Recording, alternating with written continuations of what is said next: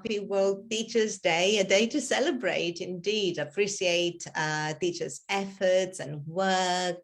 Many thanks to the British Council, Teaching English, for getting us together on this important day, and Paul, of course, for the invitation. So if you haven't written in the chat yet where you're watching us from, please do type in the chat.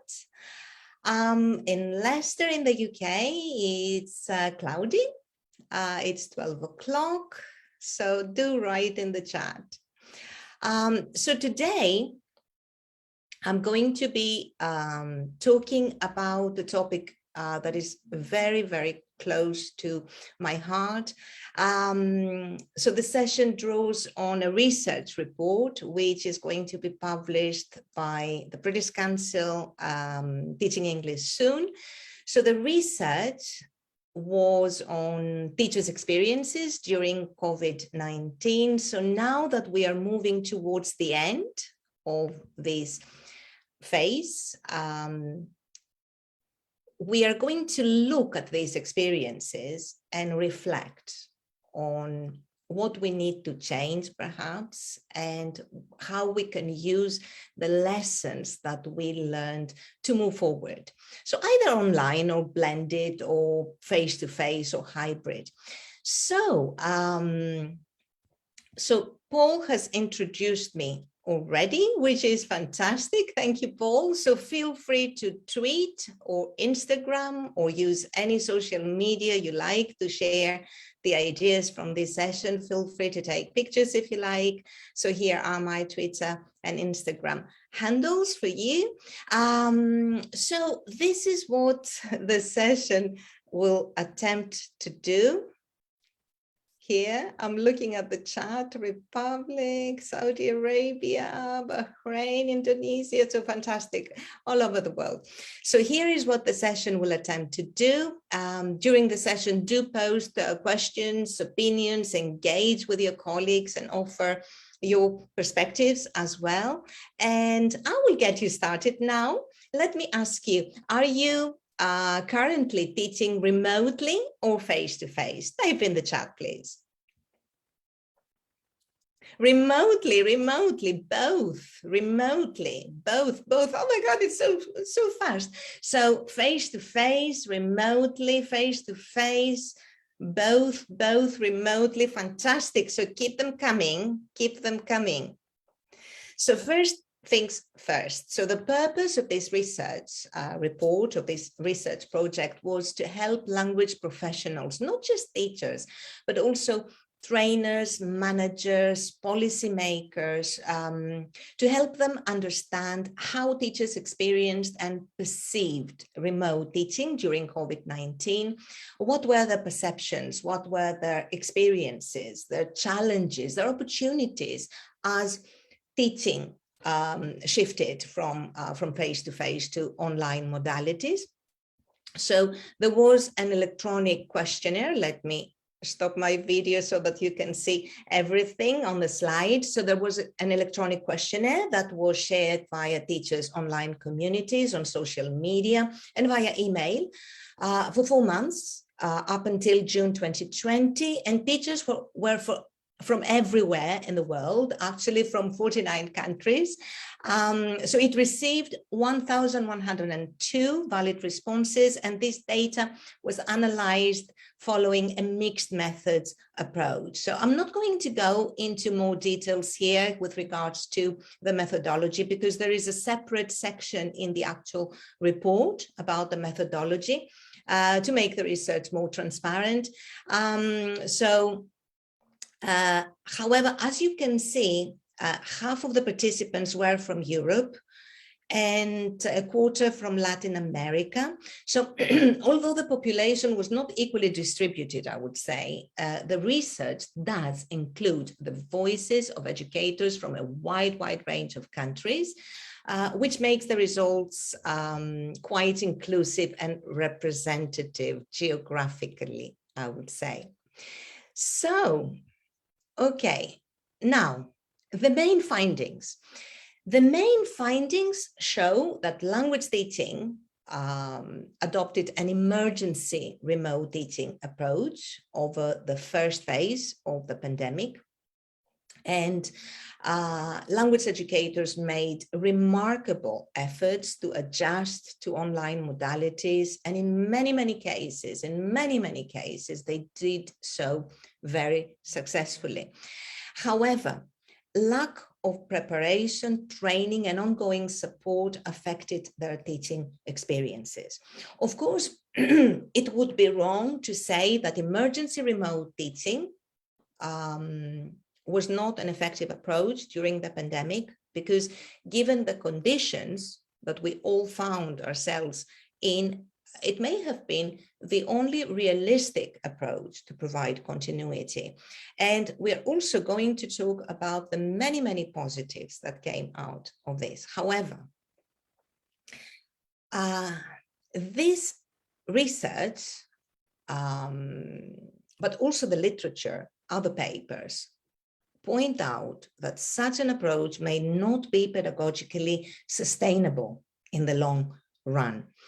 So let's take a look at some of the numbers, the statistics, and for more details, you will be able to read the full report. Again, I'm removing myself. So as you can see here, the numbers are a little bit shocking, I would say. So the overwhelming majority had never taught online before, 91%, and 83% of them did not receive substantial training when they moved online, which was, of course, understandable because the switch had to happen very fast. There was no time for anything else. And almost half of the participants self-organized their own training via freely available webinars, resources, and also relied on peer support. Now, this is not necessarily negative because there are some very good freely available webinars, indeed, like this one, for example. I'm only joking. But we are not in a position to say whether the webinars that the teachers attended were good or poor. And in any case, we are talking about less structured and contextualized training here. And as for the colleagues' support, it is, of course, valuable. And it's one of the things that we need to keep post-pandemic. But again, the research shows that it was given by colleagues who were equally novice to online teaching. So I don't know if you agree with me, but I think that we can argue that the preparation described here cannot be considered adequate for the vast majority of educators who were new to this modality. So totally agree with you, Prava. Sorry for mispronouncing. So now what about the ongoing support after the teachers got started? So the majority of the participants lacked ongoing specialized support to improve their online teaching, often due to overwhelming demands or lack of shortage of relevant expertise. They were provided, however, with technical troubleshooting, non-interactive materials, and peer training. We had to teach ourselves in most cases. Yes, Lara, thank you. Thank you for confirming that. So the tools now. So despite the challenges, the quick transition, short time for preparation, lack of formal training, educators seem to use a variety of tools with their classes. And this is quite impressive, I would say. However, I need to say here that in the qualitative part, remember I said that it's mixed methods, so there was a quantitative and a qualitative part. So in the qualitative part, teachers said that they were not always entirely sure about how to use these tools for students' language development. And this is so true. Just because I can create a vocabulary quiz on quizzes, on Kahoot, various tools, doesn't mean that students will be learning the vocabulary, will be developing their vocabulary. So it's great, of course, to have these tools, but what the teachers needed was to know how to use them for language purposes, not just to spice up their classrooms. And they also said that some of these tools took them a lot of time to prepare the materials, the quizzes, and to learn how to use them. So now the big question: teachers' satisfaction. Teachers' satisfaction with two things: satisfaction with their teaching experiences and satisfaction with students' engagement. So teachers appear to be relatively satisfied with their remote teaching experiences in general.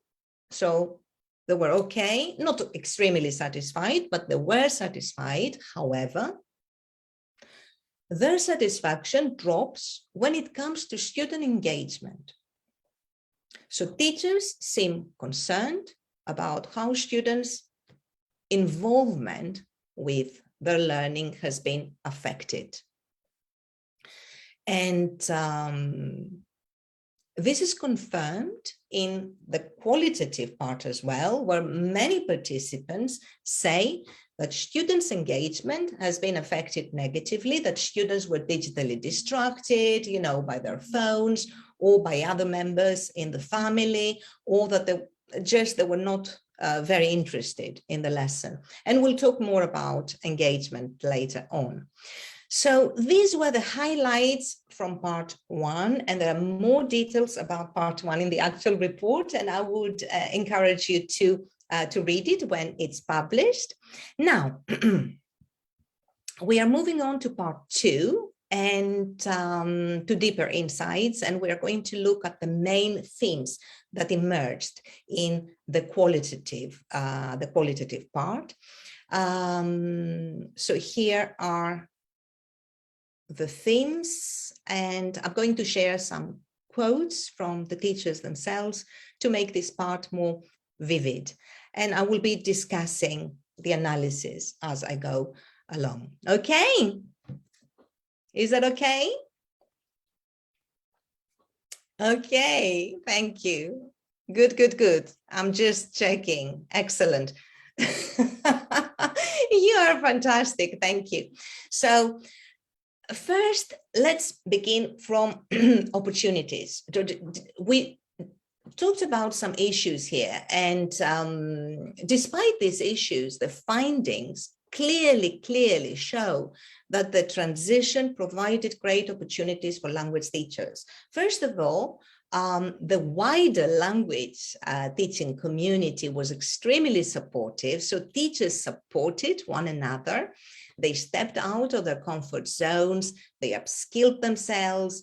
They really showed remarkable determination to adapt to these new teaching modalities. And most of them think, and I agree if you ask me, that this helped them to develop and grow as professionals.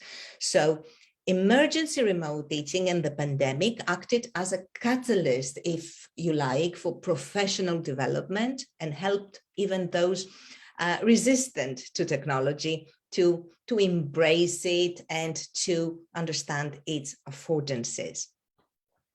So here is just one extract. So I never imagined that I would teach online.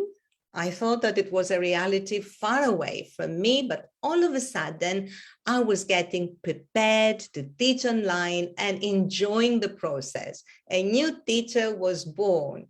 So a new teacher, yes, indeed, who embraces change, who joins online communities, who learns with and from other teachers. They also highlighted that both the use of technology and online or blended learning are here to stay after the pandemic. So all of these are really positive, and they should be celebrated. However, moving on to some pedagogical concerns. There's a lot to say here. We talked about engagement and teachers' dissatisfaction or concerns, if you like, about engagement. So the teachers said that the synchronous online classes became more teacher-centered, that the asynchronous materials were not engaging enough, and that according to them, to the teachers, the lack of physical proximity and embodiment can have a negative impact on teaching a language. So let's have a look at what they said. So learning and teaching a language is not only based on speaking, listening, and watching, but also on a direct contact. Face-to-face teaching includes aspects that cannot be underestimated. Your face through the camera is not you. So that's a teacher from Italy. We're talking about authenticity and communication here, and teachers seem to struggle to achieve this at a distance. So another teacher from Greece, I have to do more talking, and the lesson cannot be as student-centered as I would like it to be. So we're talking about teacher-centered classes here. And of course, all these have to do with the role of physical proximity and embodiment. And I would definitely say that embodiment, being in the same room with someone, can facilitate certain pedagogical language teaching applications. For example, kinesthetic learning activities, mingling around, are better suited for the face-to-face classroom, no doubt about that. But authenticity and communication and engagement are not necessarily byproducts of physical proximity. Yeah, I'm catching up with the comments. So it is quite common for face-to-face teachers to associate engagement with embodiment. But being physically present doesn't mean that students are engaged. Just because someone is looking at you and nodding doesn't mean that they are listening. So instead of trying to compensate for the loss of physical proximity, there should be more focus on how presence can support learning. So my interpretation here is that these challenges with engagement, it was not online learning, online teaching that affected engagement.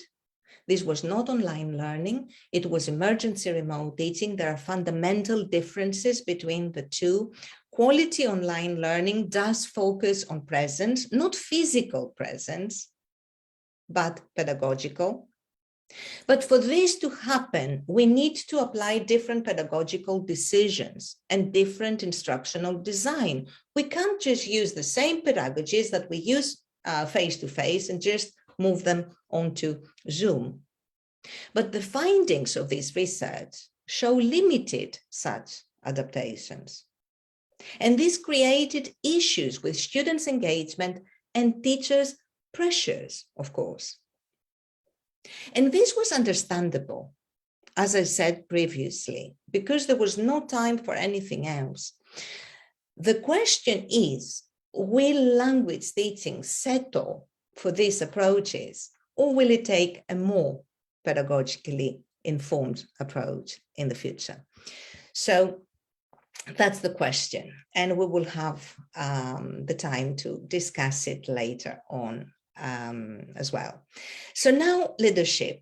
So leadership was a recurring theme again and again in the qualitative part. So participants seem to have mixed feelings about leadership and how it affected their experiences. There is important criticism about the lack of investment in technology before COVID-19 with regards to pedagogy, infrastructure, staff training, etc. Other issues that the teachers mentioned were feelings of insecurity, unreasonable expectations, pressures. So let's have a look. So the management flaws that were bubbling and the school setup have had a lot of light shed on it. It has made me want to leave my organization, a teacher in the UK. Another teacher is so stressful that they just threw both us and children into online teaching, while at school, even the use of mobile phones was forbidden. But it is not all negative. There are mentions of the leaders' pressures as well, their increased workload and stress, and indeed, leading in such a crisis is not an easy task. Let's admit that. So this teacher, for example, again in the UK, our academic managers have been wonderful and very supportive. In fact, I think they are going through lots of pressure and given massive work to do. So here I deliberately chose this extract from a teacher from the UK to highlight that there is some controversy. So some say it was good, some say it was bad. However, in general, the feelings worldwide are more negative than positive. I have to say that.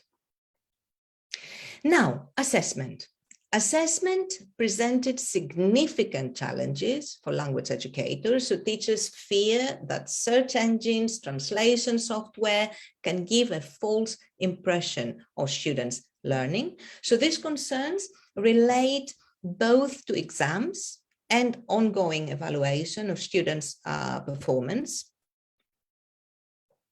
So assessment is the hardest piece of this puzzle. Academic dishonesty, plagiarism, translation have all occurred already. The speed with which students can retrieve info online promotes false feedback with a severe effect on remedial work. So, and finally, a teacher from Poland, we use the same criteria to assess students when interaction patterns and so many other things have changed. So teachers admit that they have been asked to use the same criteria they used for face-to-face assessment. Now, I have to say that there is some evidence that institutions were experimenting with more online-friendly assessment solutions, but the majority of the participants said that they were not in a position to assess and evaluate students' learning confidently. So clearly, this is a serious concern. And moving forward, education systems may need to identify assessment as a priority. Peer assessment, yes. Okay, now, moving on, digital divides, another area of concern.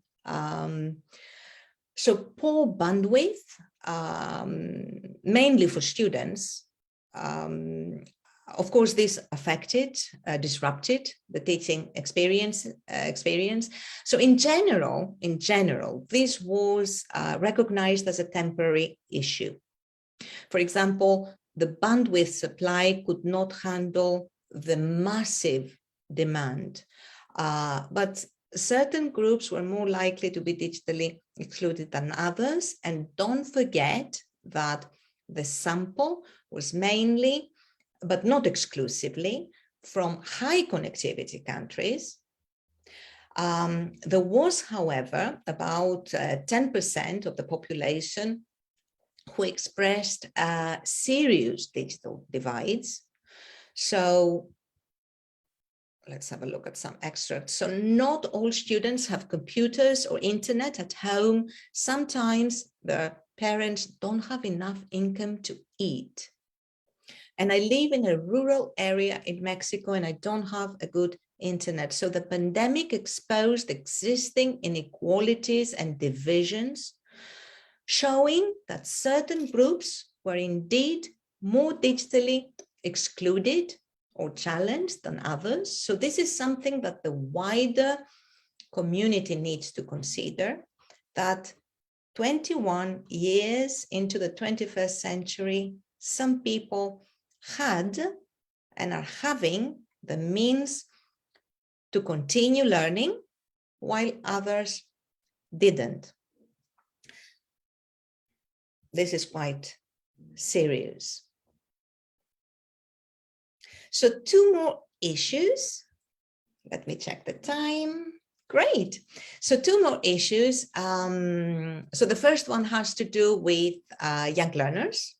So this is an age group which raised additional concerns. Teachers said that children showed surprising resilience and adaptability, and that they were wonderful, but their progress relied heavily on adult or parent support.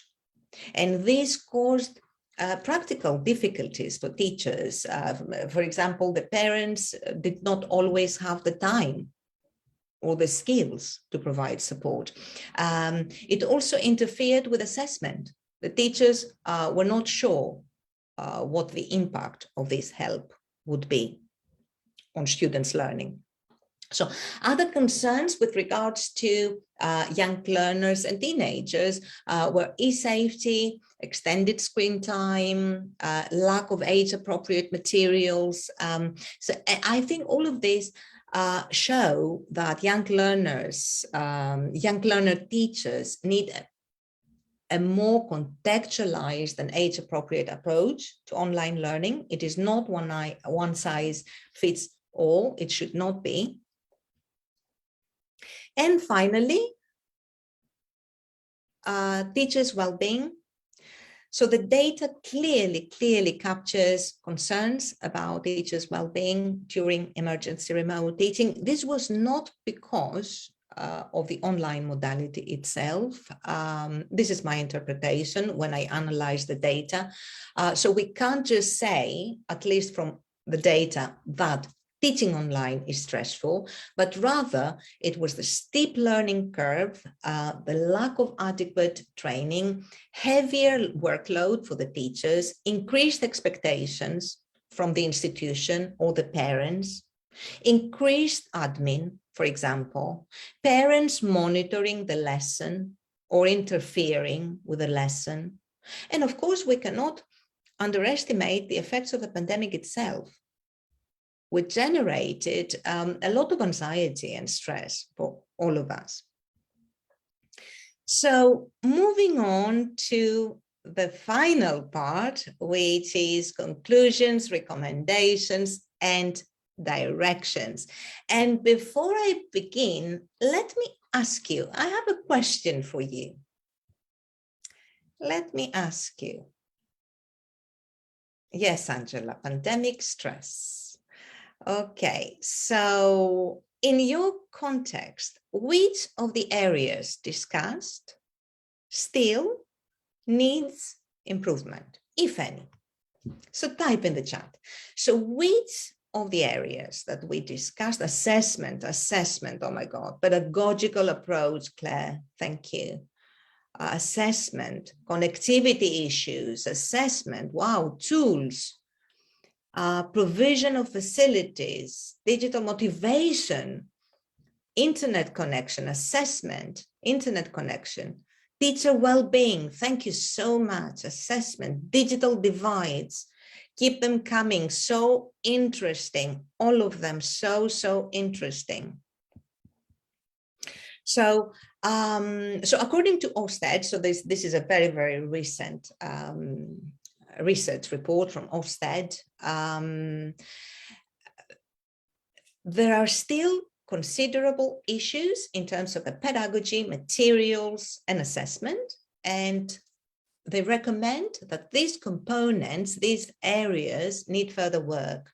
So you identified other areas, which is very interesting indeed, and I would like to learn more. So feel free to contact me after the session if you would like to be interviewed on this, as I'm in the process of writing another paper. And the obvious question here is, why do we need to be talking about all this and improve? We are going back to the face-to-face classroom. So Some of us are already in the face-to-face classroom. Why do we need to talk about all this? So my argument is, yes, when the pandemic ends, face-to-face will be again the most dominant modality in the language classroom. But there are two reasons why I argue that the lessons learned during the crisis are not forgotten, but are used to rethink and re-envision language teaching and learning and assessment. So the first reason is that there is clear evidence in this report, but also in other papers, that online and blended language learning will continue after the pandemic. However, it would be wrong to assume that what has been improvised and learned on the job during COVID-19 was necessarily pedagogically sound for online language instruction. So institutions need to reflect on whether what they are doing right now is quality online teaching or still emergency remote teaching or improved versions of emergency remote teaching. And if it is the latter, to start developing more informed and solid approaches. And I'll talk about that in a bit. Now, the next reason is a bit worrying. So scientists seem to believe, they see some indications that the world may be entering a new phase in which pandemics may become a constant threat. For example, they say that climate change may directly influence the conditions, the environmental conditions that allow viruses to grow and thrive. So it is important that language education has solid foundations in place to ensure an effective response to any such future crisis and not resort to emergency solutions again. So here are the directions that I suggest.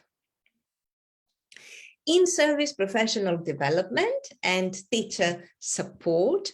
Indeed, many of the challenges that we identified and that the teachers faced during emergency remote teaching would be easier to address if teachers had specialized support.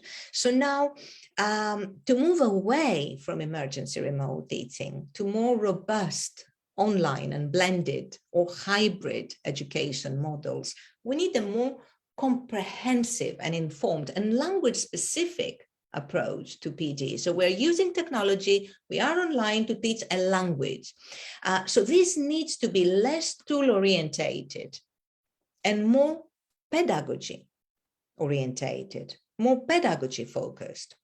For example, how can I use this technology to enhance my teaching objectives?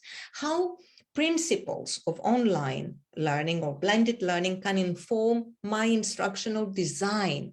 How can I engage students online in the synchronous class, in the asynchronous class? So not how I can use this tool and that tool. This is something that we can find out on YouTube.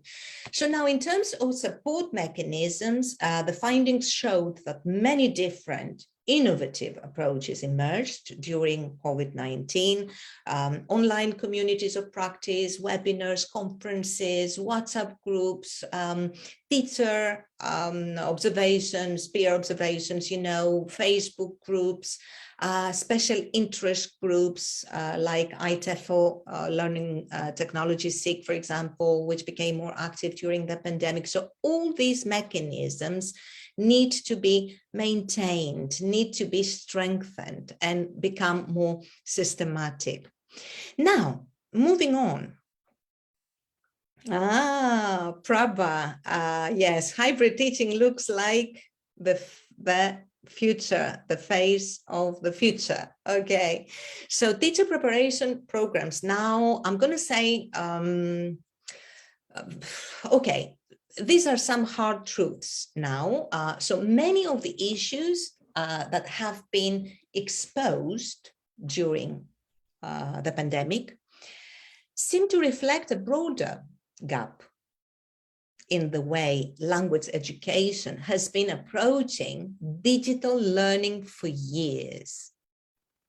For example, more than a decade ago, research showed that most language teachers get their digital learning knowledge from informal rather than formal instruction,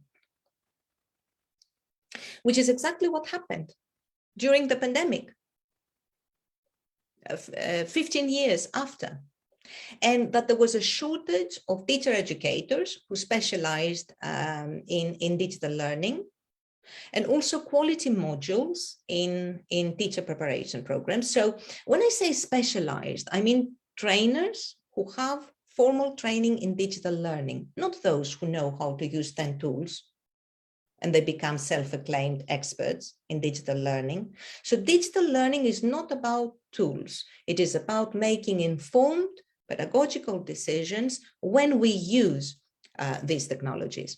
So this report overwhelmingly confirmed that language teachers graduate from teacher preparation programs with little knowledge on how to use technology for language teaching, on how to teach online or blended.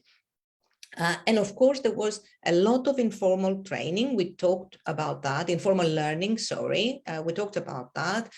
Teachers have achieved this informal learning during COVID-19, and this is not to be underestimated. It is to be valued. It is to be celebrated. However, we are speaking about formal education here. We are speaking about undergraduate courses, postgraduate courses, diplomas that teachers graduate. So these mechanisms, these institutions need to integrate specialized modules, core modules, not electives, core modules into their courses.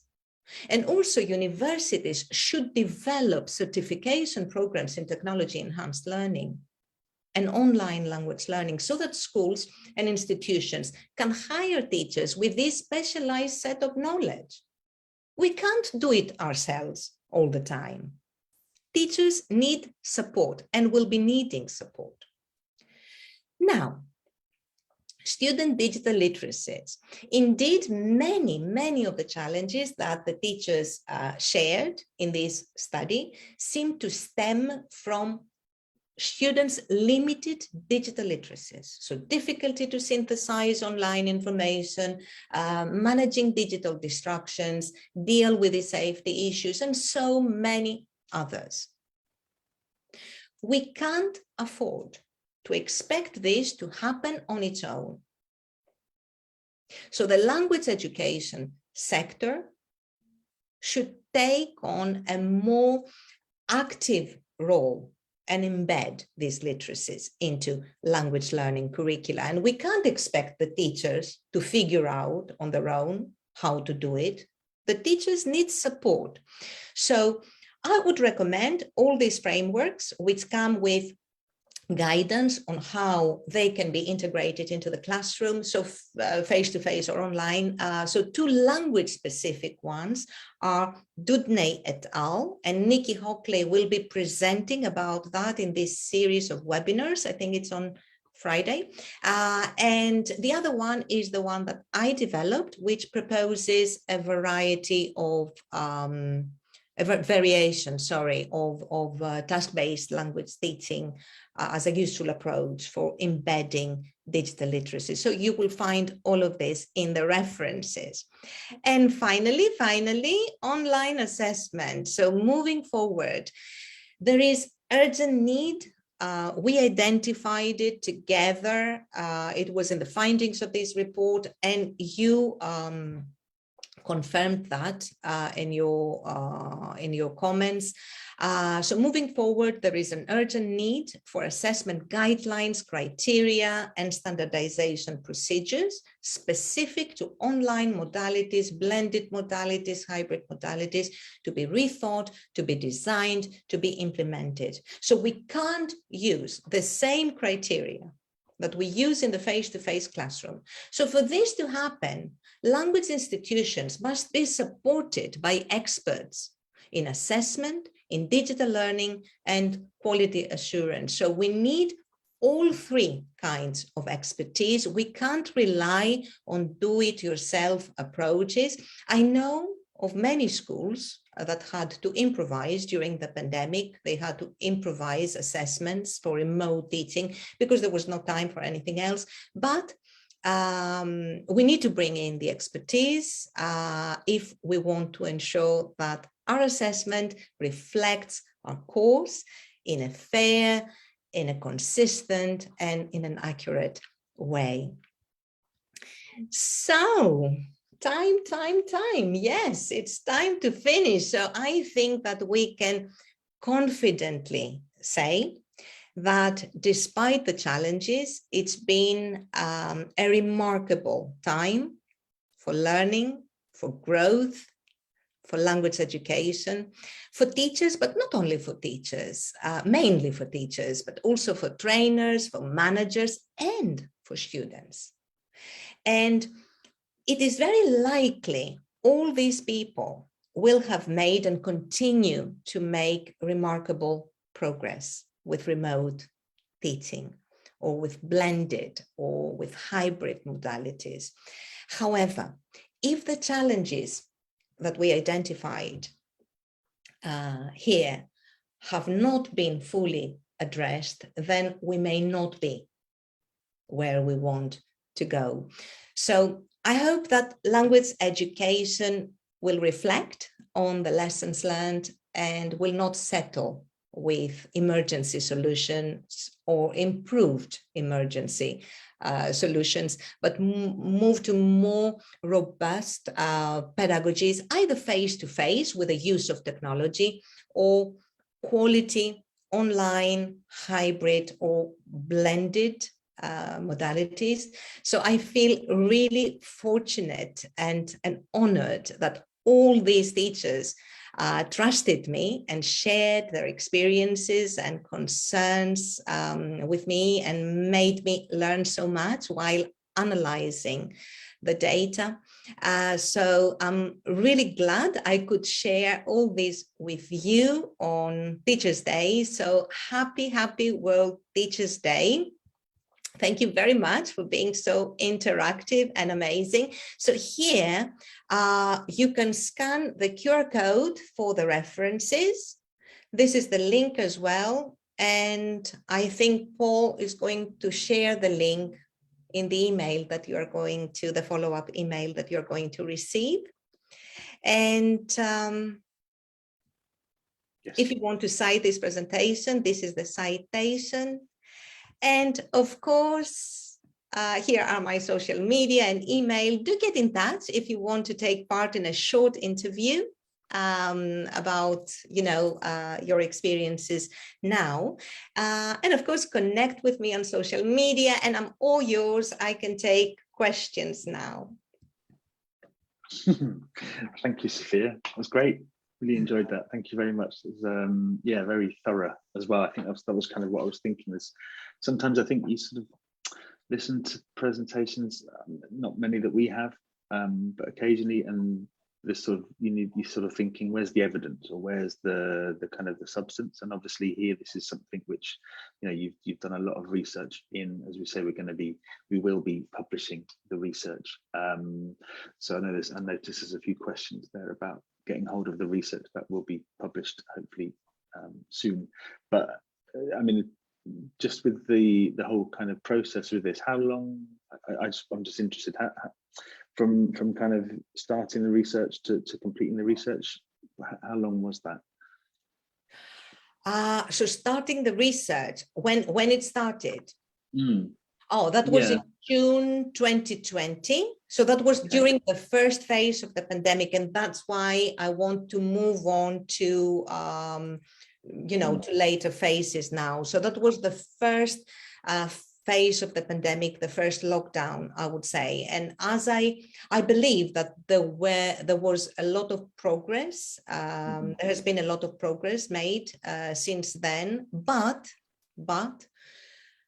recent research confirms the opposite, that we are settling with emergency solutions. And of course, teachers, perhaps they're feeling less stressed, but here are the teachers and they will confirm that because they're getting more used to, they develop familiarity, but the core issues remain the same. So this is what the evidence says. And of course, we are here to confirm or not confirm that. I can't say 100%, but this is what the research confirms, that because, I mean, the core issues like the pedagogy and assessment and materials that still present issues. Okay.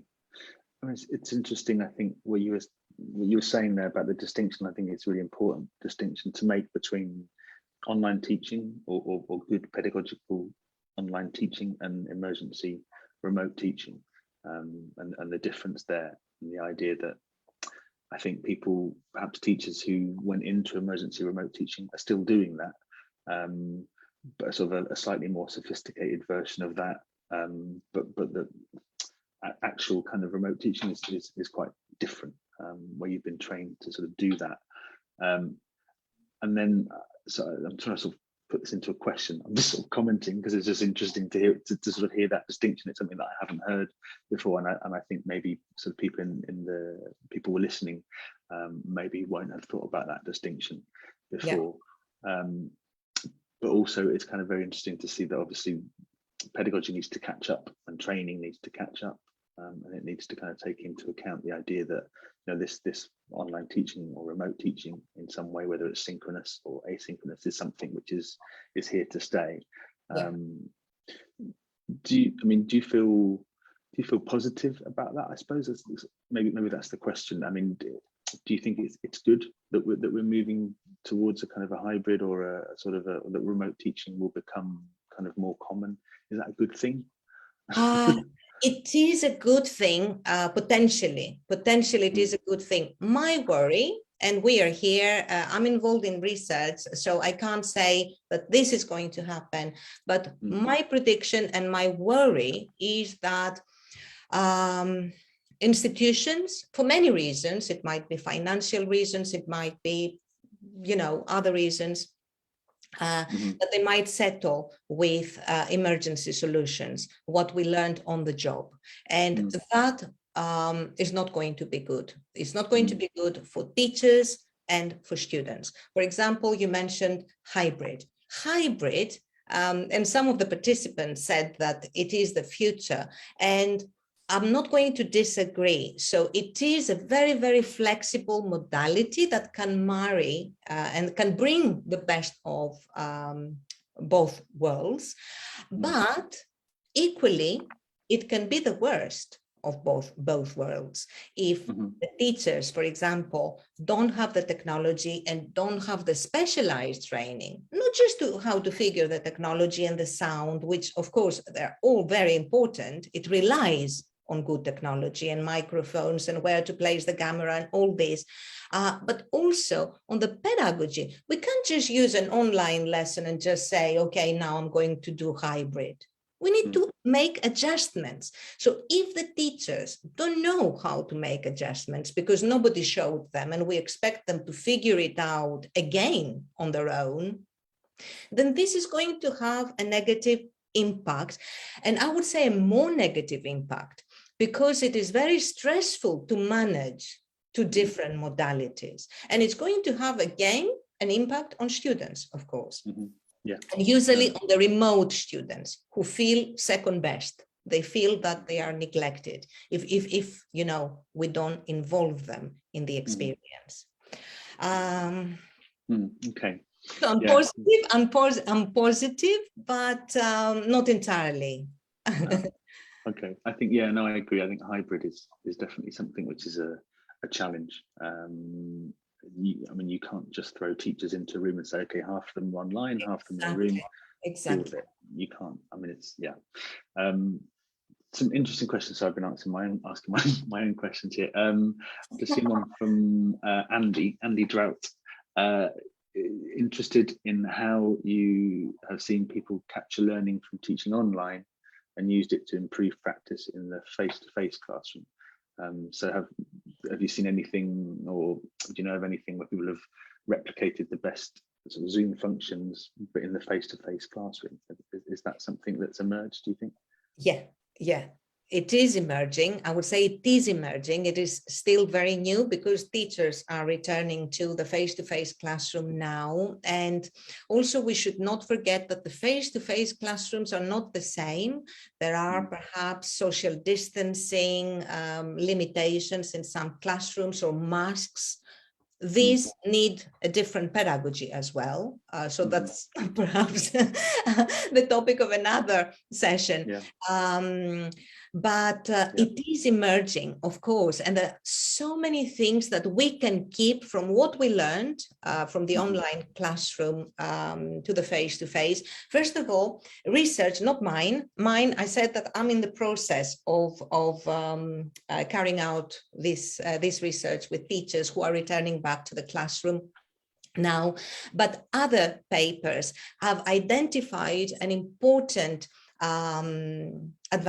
benefit, if you like, that because teachers struggle to engage students online, but they came up with many innovative ways to engage students online. Now they move these ways in the face-to-face classroom is what we talked about embodiment. That embodiment does not necessarily mean engagement. So teachers are starting to engage students differently in the face-to-face classroom, and they don't assume that just because someone is looking at you that they are engaged. But as I said, it's early days.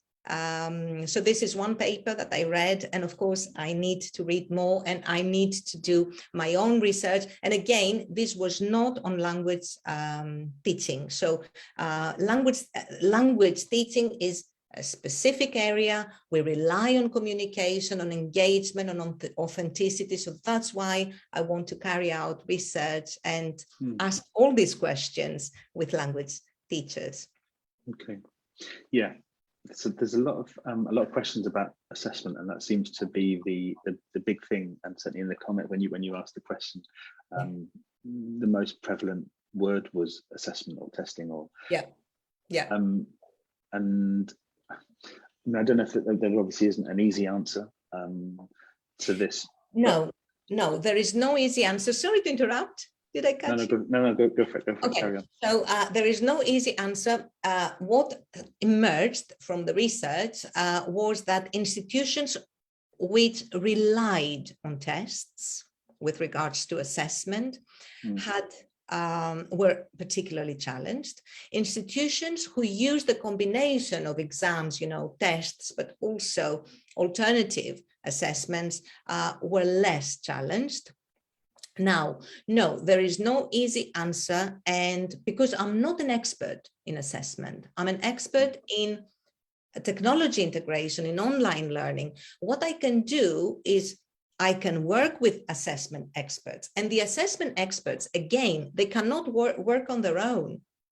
Do you see what I mean? So we need a concerted effort between assessment experts to illuminate us, because there are many things that, you can't be an expert in everything. With technology expert, learning technologies expert, with regards to the pedagogy, not only the tools, and also quality assurance people. So we need to take this seriously. And as I said during the seminar, many schools, perhaps all, I dare say, improvised. Managers improvised, schools improvised, because there was no time for anything else. But we need to stop. This needs to stop because it is obvious from teachers, but also managers, that assessment is still a big part of this puzzle. Okay, interesting. Yeah, the idea of collaboration between the people who are the experts in that area is obviously what's going to drive it forward, and hopefully we'll find a solution. Okay, I think maybe we've got time for one or two more questions. Okay, Josh Underwood, how can we most effectively build the pedagogic knowledge to create the best hybrid learning experiences? So how can we take the knowledge that we have and create the best hybrid learning experiences? What are the steps, would you say, to that? That's a difficult question. Sorry, that's a complex one to throw at you at the end. Josh. So hello, Josh. So I think that we need, as always, this is not a generic answer, Josh. I think, as always, we need to have both research and practice. So we need more research on hybrid learning, what teachers say, what managers say, what students say, and also practice. So at the moment, this is still early stages. Now, how we can best employ the pedagogy? I would say that with regards to the pedagogy, we need to find a way to either make these modalities interact. I would say that this is the most ambitious thing, but this is something that I love and I enjoy. And I think this is the real hybrid learning. When the modalities interact, when you have face-to-face students and remote students, have exactly interacting and see one another and exchange ideas. So that there are so many different things. Another safer solution, this is safer, is to have the modality separate, to make them see one another, and the teacher to interact with the face-to-face, and then give something to the remote students to do while the teacher interacts with the face-to-face, and then the teacher gives something to the face-to-face students to do and interacts with the remote students. And then at the end, there is a 10-minute plenary, for example, and that the teacher wraps up everything. So it depends on what we teach. It depends on students' level. I could speak for hours. I could have another session on hybrid learning. I'm not sure I answered Josh's questions. Josh asks very interesting questions, as always. I suppose the bottom line is that we need to find sophisticated solutions, and they need to be adapted to what we teach, really, what we want to do. Do we want to have two separate modalities? Do we want to engage them together? What are our technologies? What is our knowledge with regards to this? What students want? I mean, experimenting is not bad. We should experiment with our students. I think, and I think this is a great opportunity to do that. I mean, I think, regardless of, when we're looking at remote teaching in terms perhaps of this kind of synchronous teaching, but then there are also a lot of contexts where that remote teaching is happening asynchronously through WhatsApp, through radio, through TV. And I think, it's interesting to look at all of those and the whole kind of ecosystem, if you like, of remote teaching to develop something which will be pedagogically sound in the future and will benefit learners in all contexts, not just the ones who, as you were saying, it's interesting that the fact that we're in the 21st year of the 21st century, and we have this sort of disparity between those that have and those that have not. So I think it's an opportunity perhaps to sort of move that, to drive that forward, so that the pedagogy benefits every context potentially, but we shall see. Just to say on hybrid learning, for those interested, if you go to my website here, there is a research report with NILE, Norwich Institute of Language Education, and some other institutions. I was in this group and we did the research together. That was last year, of course, but it's very, very interesting. So it's freely available. You can download it, read it. You might find it useful.